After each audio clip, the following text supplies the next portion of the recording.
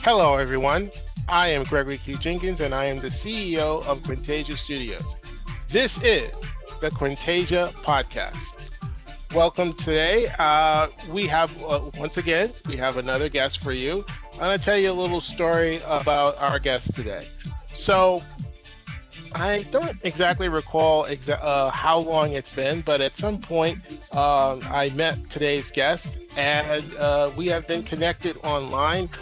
One of the things that I will say, and I tell people who know me know this very well, I don't easily offer praise, but I got to see our guest work today in the sort of portfolio, and something immediately kind of leapt out at me.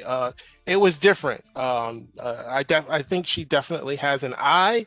I think if you have a chance to see her work, I highly recommend that you do. And of course, I've gotten a chance to know our guest today a little bit, and very grateful for the opportunity to have to get to know her. And today, I would like to offer our listeners the same. So please welcome to the Quintasia Podcast, Ms. Beverly Batzel. Beverly, welcome. Hey, thank you so much for having me. I'm excited to be here. No problem. Thank you for joining us. I wanted to give, because I think your story is, I imagine there's probably people out there who are very similar to yourself. I wanted you to give our listeners who may not be familiar with you, tell us a little bit about, how you came to be a director and do directing and editing and director of photography. How did you come to this space? Where did you start, and what was your journey? Well, it's a little crazy. It's a big roundabout circle, which is awesome. You have to try things to get to where you want to be. So, I have a huge background in dance, music, and singing. So I started dancing when I was about 5. I started doing it professionally when I was 19. And I started booking jobs that were taking me, I guess, around the world, for lack of a better term. I moved to Canada at one point when I was 20 to dance professionally for Disney. Then I decided that I wanted to try New York. And then New York was where I kind of started dabbling in doing background and stand-in work, as a way to pay the bills while I was auditioning, which is such an awesome opportunity, that people in the industry get to be able to do. You get to be on set. You're getting paid to be there, obviously, doing background work for films. The first film that I ever worked on was Annie. Obviously the newer one with Jamie Foxx, and so I was so inspired, and I was like, film is so cool, because I had really only been in dance and theater and music videos and performing for artists and touring with artists, and I started being really intrigued by film and wanted to start acting more. And so I'm originally from Southern California, so I was like, let me move back to LA and really pursue film. And I had a great opportunity working full-time on the TV show Life in Pieces. It's on CBS, and we filmed at Fox Studios. And I worked on that for about 2 years, and I got really close with, I'm working directly with the director of photography, which I had no idea what that was at the time, and working with directors and producers. And I didn't really know too much about behind the camera. We watch these films, but we don't know what happens behind the camera in order to make it happen. So, and then I worked on Beautiful Boy, and that was the most inspiring, it was such an amazing opportunity. I'm working with Steve Carell and Marlon Tierney, but also at the same time, I'm working with the director of photography, being, their daughter stand-in, and I kind of fell in love with what the people were doing behind the camera, and I was like, let me try this. So I started watching some, interviews on some of my favorite directors, and the best piece of advice that James Cameron, I think, could give the people, besides giving us Avatar, I think was he was just like, you just have to pick up a camera. You just have to pick up a camera and start shooting. And I had so many ideas and so many things I wanted to get out there. And I thought, I was like, I feel like I'm so creative. I really want to try this. And I got an opportunity to kind of be in charge of a set one day, which was really, really small and within my friends. And the rest is history, and I'm stuck, and I couldn't be happier to be in this position. And it took me a real roundabout way, to get there and being in front of the camera. But I mean, it turns out behind the camera is kind of where it's at for me.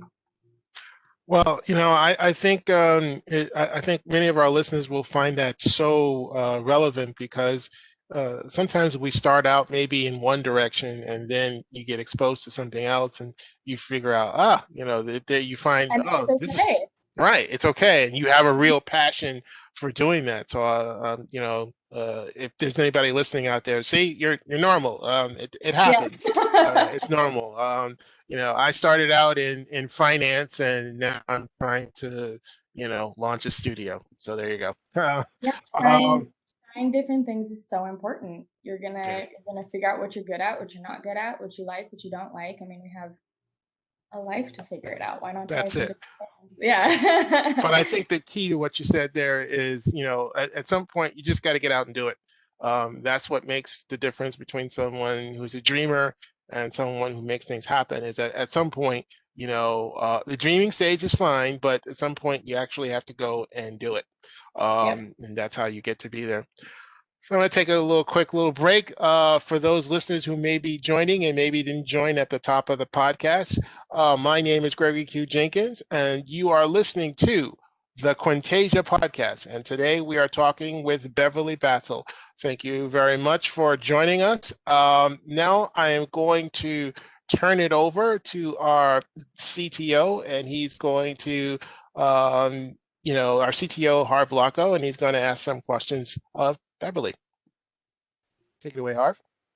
Thanks for joining us, Beverly. Interesting story there. Your roundabout way now. Could you tell us, a little bit about, you've obviously been in front of the camera. What have you learned, and what's the type of atmosphere you like to maintain on set? Um, I love that question.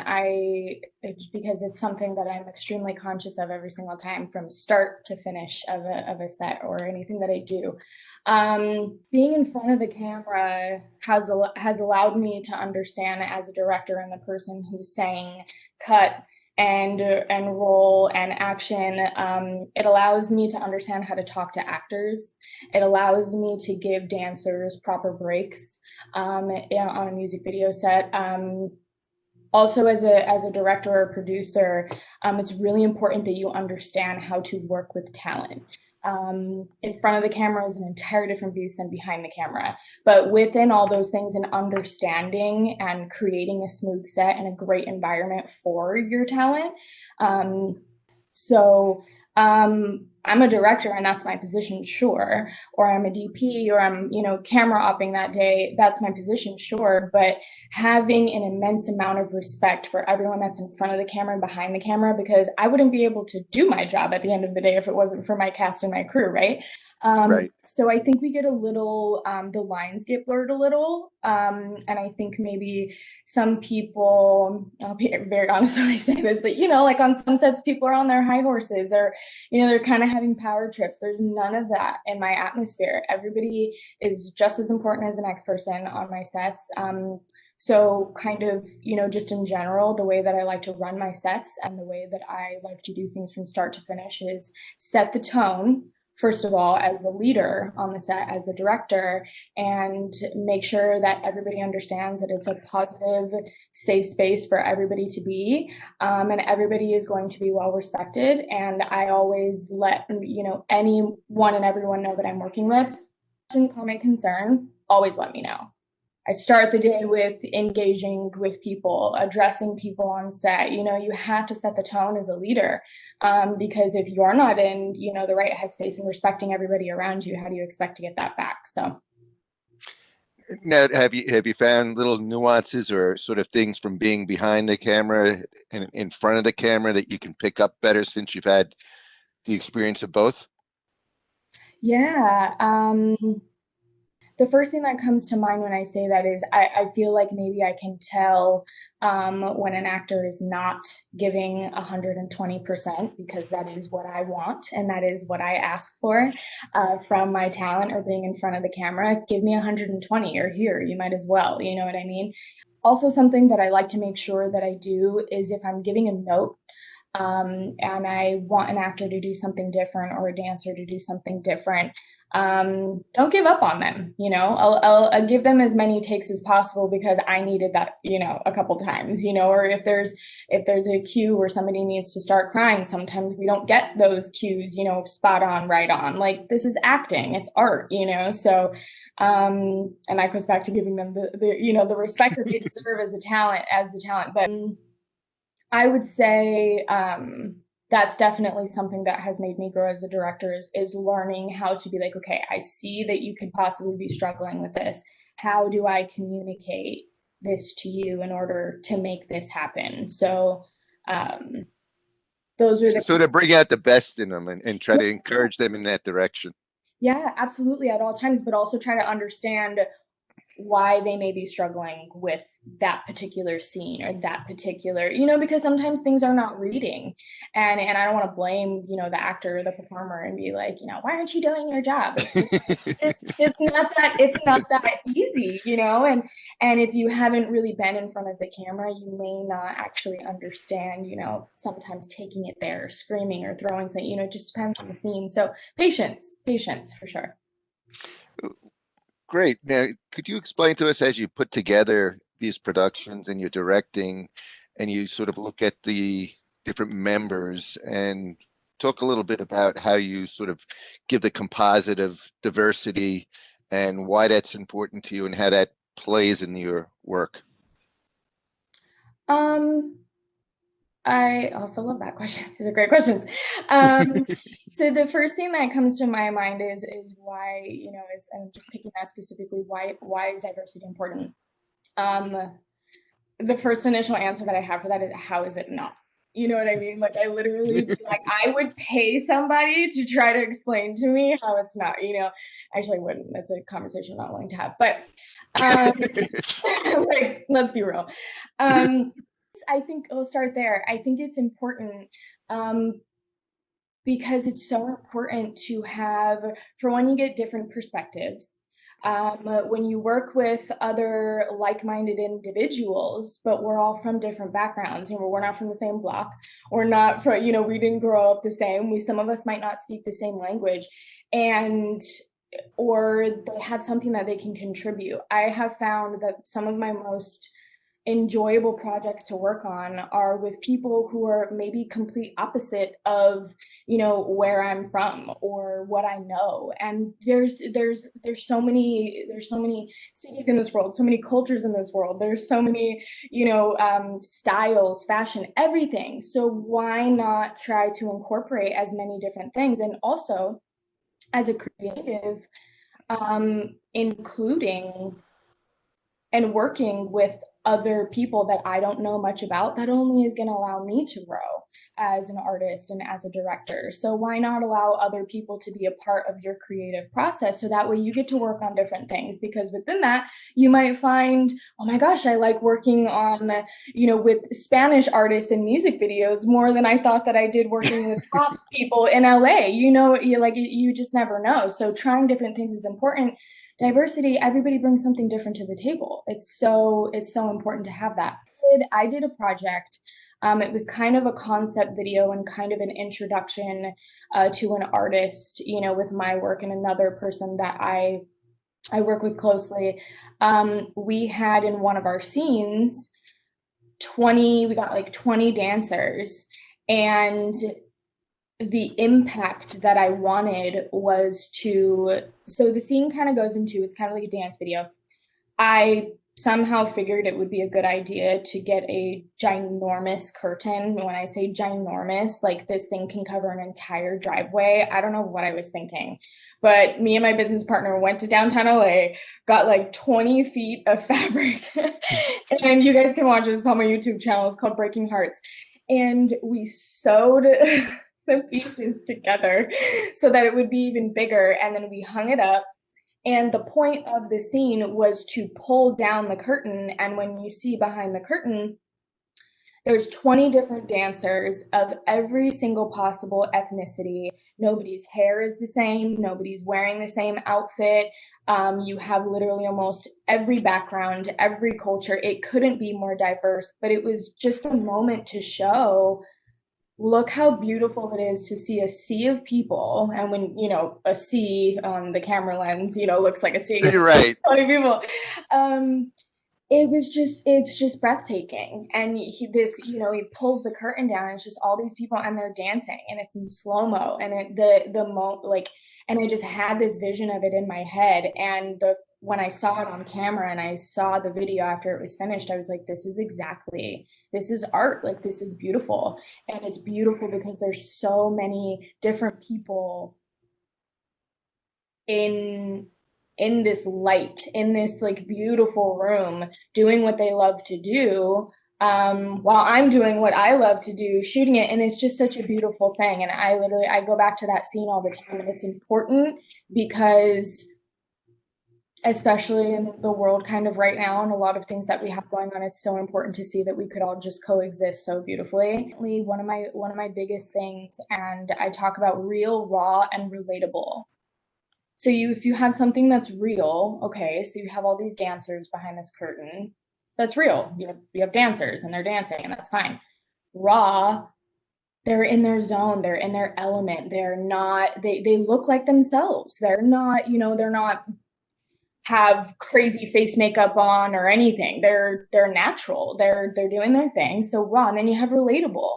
So if you have people that are watching this and then you only have one type of person up there, how do you expect anybody to relate to the vision? How do you expect, like, what? What I'm saying is, like, how is it not important? That's exactly. And you would have somebody watching it, and that's my thing, is I want people to watch my stuff and feel, that they feel some type of way, they feel inspired. Because if I can inspire you to go out there and create something with 20 different types of people and 20 different types of cultures, we're winning, right? So that's just kind of the road that I like to continuously travel on. And sure, casting, there's specific characters for everything, sure. But, let's be real. We can. Sure, showing it. Thank you very much, Beverly. Back to you, Greg. Thank you. Yeah. Certainly, and I guess that's one of the reasons why, we connect, is because at Quintasia, that's our mission, of course. We want to be able to have diverse content makers, because we think it makes better products. We're not just doing it to be altruistic. We're doing it because we think we tell better stories, because like you said, there's just so many different people that had so many different experiences. There's so many stories out there that are yet to be told. And I think you can only, if you give those stories a chance to come to light, you can only wind up with a better product. That's certainly what we believe. So once again, you are listening to the Quintasia podcast. We are talking with Beverly Batzel. Now I'm going to hand it over to our controller, Randy Wang, who will continue the conversation. Thank you, Greg. Beverly, it's truly refreshing to see someone who has such a passion for their craft. It's refreshing, and it's inspirational for myself. If you can give our audience and listeners and viewers a little insight on what actually inspires you, or who inspires you each day. first of all, I'm a big music video person. So I love music videos. I watch a lot of music videos. As far as anything specifically, honestly, the first thing that pops in my head is my friends. My friends are. I was just at the beach with one of them yesterday, my best friend, who I just directed her music video, and it was probably, I would say, next up there with, I'm like, oh my gosh, I keep like beating myself. This is one of like the most amazing things, I've done. And so the fact that it's my best friend's music video is so awesome. But my friends inspire me. I've surrounded myself with like-minded individuals that constantly are having something to offer me, and I'm always offering something to them. So it's this constant back and forth. Nobody's just taking, and it's we're on both ends of the spectrum there. My friends are extremely inspiring to me. One of them definitely is my mother. She is probably where I got all my drive and my hard work, and my scheduling and my calendars and my, being very, very on point. So thanks, Mom, for all the, organizational skills.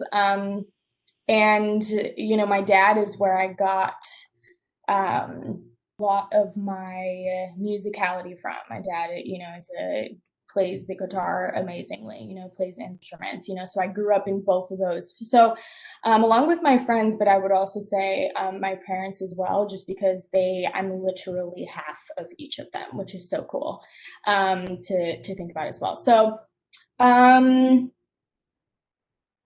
then film, that is also real, raw, and relatable. And a perfect example that I always like to give of that is my favorite film ever, Silver Linings Playbook. So directed, by David O. Russell, phenomenal director. Bradley Cooper obviously is phenomenal. And just the story in general. I feel like so many people could relate to it. So that's just a film that popped in my head. And honestly, I inspire myself. And as much as I'm a very humble person, and I am, but I say that with confidence, and I say that because all these amazing people around me and all the decisions that I've made by including other people, by being respectful, by being, all the things that I strive to be on a daily basis. I want to be the best version of myself.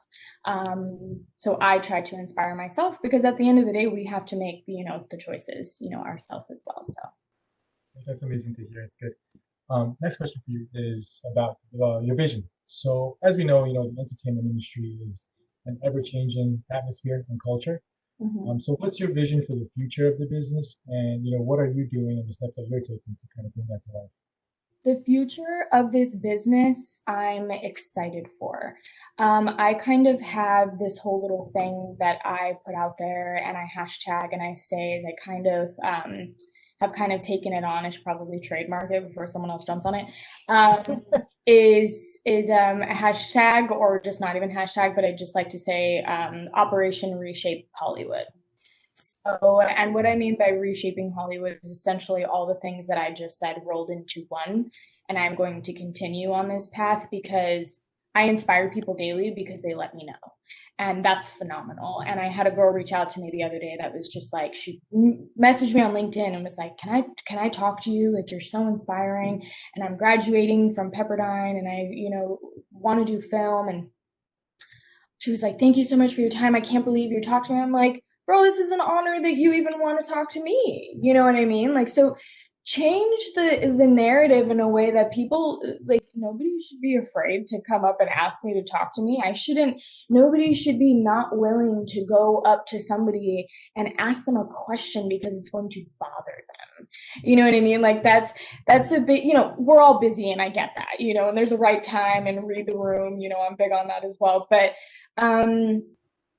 moving forward, I think that these things are changing, as in the proper people are going to get opportunities, because I am pushing for, within everything I do, that I'm going to hire you if you're right for the job. not going to hire you because I know you. I'm not going to hire you because you're my aunt's sister's brother's nephew's cousin. Like, what is happening? You know what I mean? Like, sure, let's hire aunt's brother's sister's nephew's cousin. I can't believe I remember that I said that. Yeah, that was good. Right? Yeah. Hey. On Sunday morning. Like, let's hire the person if they're right for the job.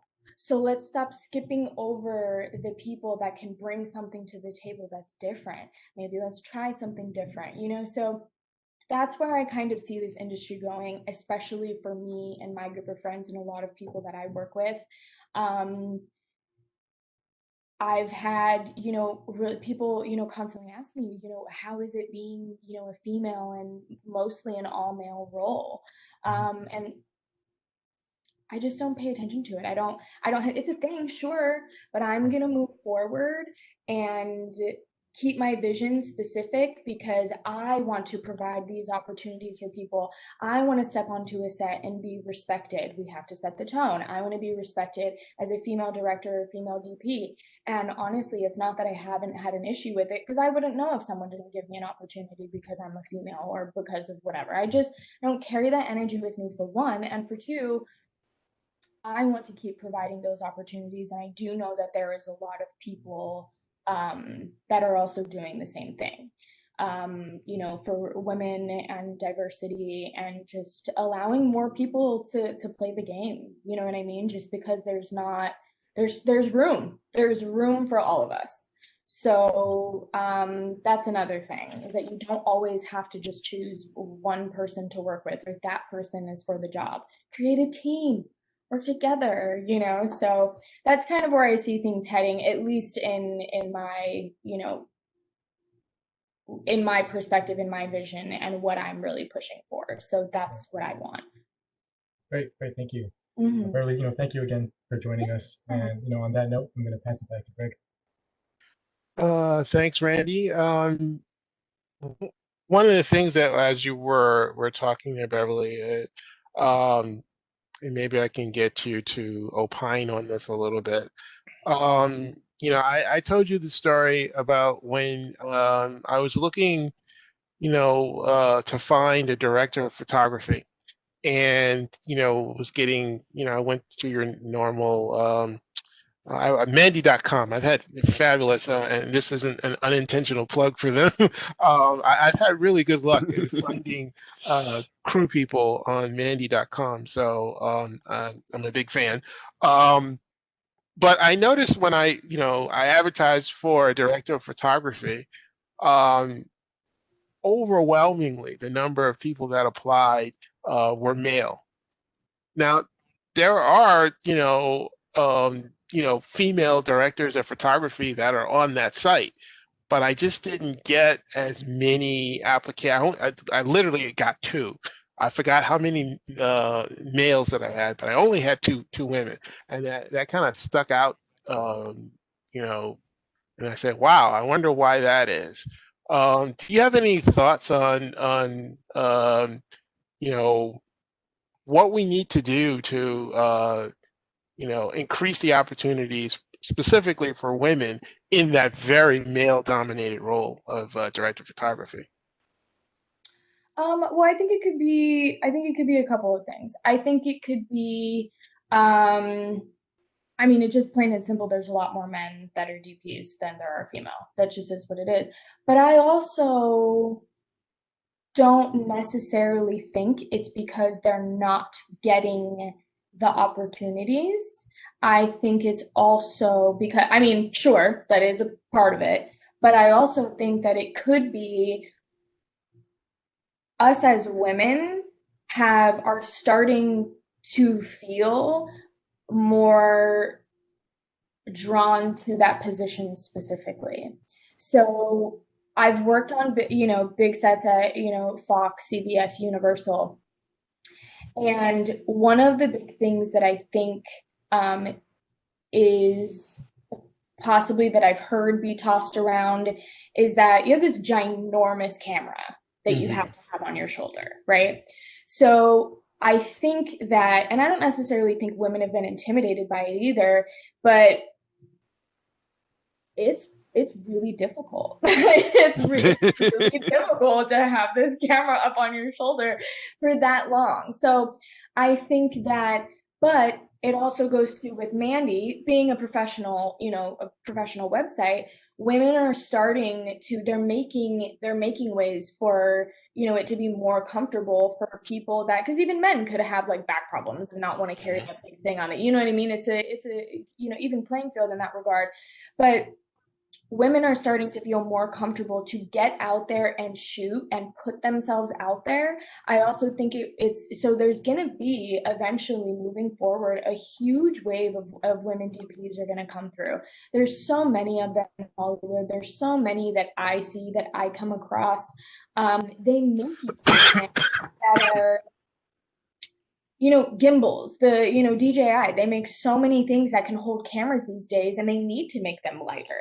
All these camera equipment companies are very aware of the fact that they need to be making these things lighter for everybody, So I think it's a mixture of people assuming that maybe it's difficult for a woman to keep something like that on their shoulder, but I've seen so many of them at Fox, and they're just like killing it with these like big old cameras. Like the battery packs are like as big as my head, and so it's up and coming, and it's going to be happening. I think that there is a lack of them, sure, but I also think that women are also starting to feel a little more included in the world of being a director of photography or being a cinematographer or a camera op. We're also starting to get, the confidence and the, want to be out there and doing that too, because, after a while of people being like, no, I want to hold the camera, I want to do those types of things, you know what I mean? So, and that's part of the change, and that's part of the things that are happening in this industry is you're not going to need, a crane or somebody to know how to like operate a crane. You know what I mean? You have somebody come in for that day, that shot, and then we're done with it. It's just so eventually, I think, moving forward within the next like 6 months to a year or so, I think that that's definitely going to change, and you will see more women DPs and more. We're just starting to be more comfortable in a position as well. At least like that's kind of my perspective.